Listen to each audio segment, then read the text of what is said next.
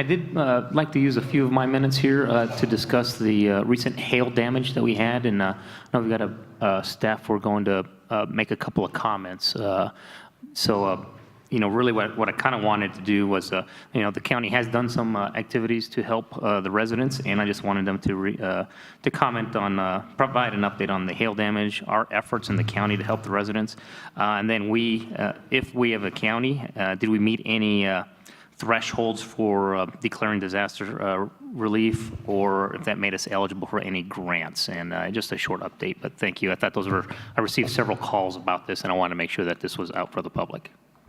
Good morning, Commissioners. Tim Walken, Director of Community Services for El Paso County. If I could have the overhead, please.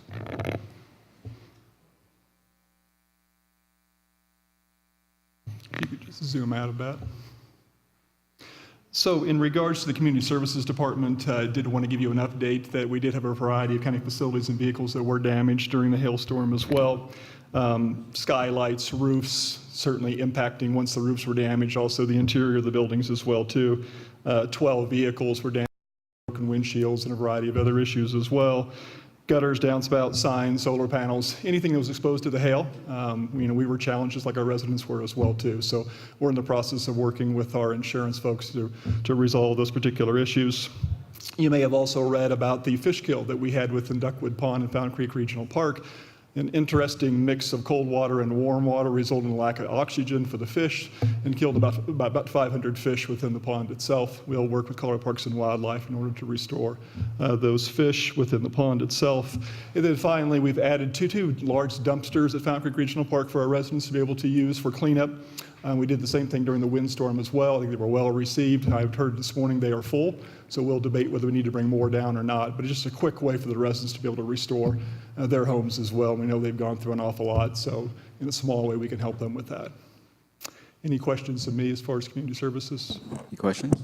No, just thank you for the effort, and then like I said, the dumpsters was a good benefit for the area down there. Fountain clobbered, and that whole Widefield security and Fountain area needed some, you know, assistance with cleanup. And the city of Fountain also did something similar with dumpsters in Fountain as well. So thank you. And then I think we can move on to if there's any other grant opportunities or not.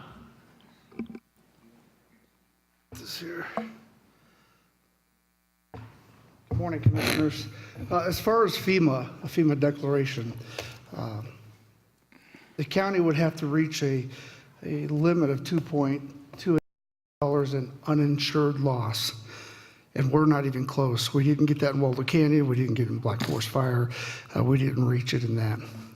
And then in order to get a presidential declaration, obviously we have to meet the state's $7.5 million limit, which is tough as well. So the right call was made. I will say, and I want to give this press release out, I received 3 phone calls that I'm aware of. I'm sure there are others. One was someone wanted to know who was going to pay for her windshield.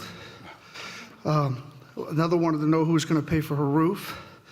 And I had another individual call me and said, if we declare a declaration, do a declaration, he won't have to pay his student loans. So those are not reasons for us to declare a declaration in town. This is important. This was sent out by us. Ms. Casero here is the one who helped put this together. If you look at the roof tarping, temporary covering, debris removal, home repair, and initial damage assessment, this was put out almost immediately. Now also keep in mind we have 30 days from the event to declare a declaration if we decide to do a declaration as the numbers come in. So we have 30 days from the event time to do that. We are not going to reach the limits in order to do that. And I think what's important here is if you read the last paragraph of this from FEMA, and I think this is where people kind of misunderstand, FEMA's programs are not designed to make the survivor whole. A lot of their programs are small business loans or small loans at a lower interest rate. So, you know, folks that are in a pickle financially already, a loan is really not going to help them. Does that make sense? So we rely on our partners. If you continue on, we rely on our local partners, those who donate towards events, and our nonprofit and our faith-based, thank you, faith-based organizations that help out. I will say this about this community, and I'm going to be very clear. Between Waldo Canyon Fire, Black Forest Fire, Manitou flooding, the hailstorm 2 years ago, our folks they're insured. and they understand the ramifications of not being insured. So I think we're kind of fortunate in that, we are fortunate in that respect.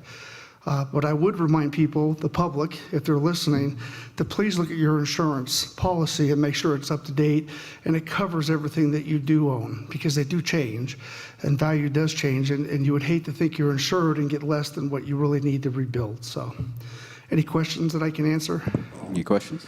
Commissioner Littleton? No, thank you. Thanks for what you guys have done. You know, I know I had the opportunity. I mean, it's all about having those relationships ahead of time, right? Of many different, unfortunately, a couple of major insurers in our community called me and said, oh my gosh, who do we call in Fountain? We're having trouble getting space for our bus and places to put damaged vehicles. And so we were able to work with them and secure some places down there with the Fountain City Council and Fountain leadership. Yeah, they might be able to talk to Volkswagen and get some of the land they've rented as they recovered all of their Volkswagens. A little sarcasm, right? So, anyway, thank you for your time. Thank you for your support. The hailstorm was a bad hailstorm, but I think the community response was very well done. So, Absolutely. Thank you. I think if Chuck had any worries about auto purchases or new registration this year, we just solved his concern. And then I just want to thank the staff. You guys did a really great job on this, and I did want to reiterate to the public out there too. You know, they can still go to our county website, call 211, or call the City of Fountain to get additional information, because there are still, like I said, we're still helping to clean up on those areas. So please utilize the services available and the volunteers available. Thank you. absolutely. Thank you, sir. Very good.